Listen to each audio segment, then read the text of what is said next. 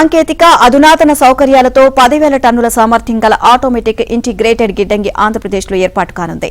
దేశంలో ఎక్కడా లేని విధంగా పూర్తిగా కృత్రిమ మేధతో ఈ రోబోటిక్ రెయిన్ స్టోరేజ్ గిడ్డంగిని మచిలీపట్నం పోర్టు సమీపంలో నిర్మించాలని ప్రభుత్వం యోచిస్తోంది.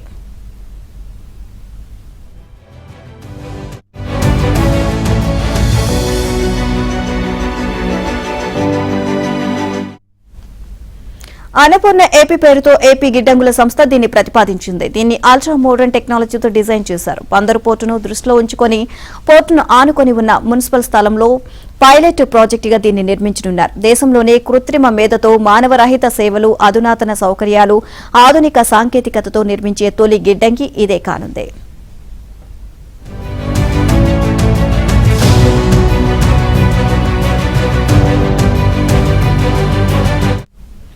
సాధారణంగా 10,000 టన్నుల గిడ్డంగి నిర్మాణానికి 15 కోట్ల రూపాయలు ఖర్చయితే ఈ గిడ్డంగి నిర్మాణానికి 25 కోట్ల రూపాయలు వ్యయం కానుంది.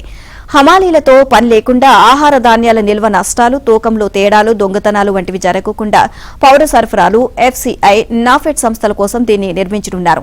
ప్రస్తుత గిడ్డంగులకు చెల్లిస్తున్న అద్దె కన్నా 25% తక్కువ వ్యయంతో ఉత్పత్తులను ఇందులో నిల్వ చేసుకునే వెసులుబాటు ఉంటుంది అధికారులు చెబుతున్నారు.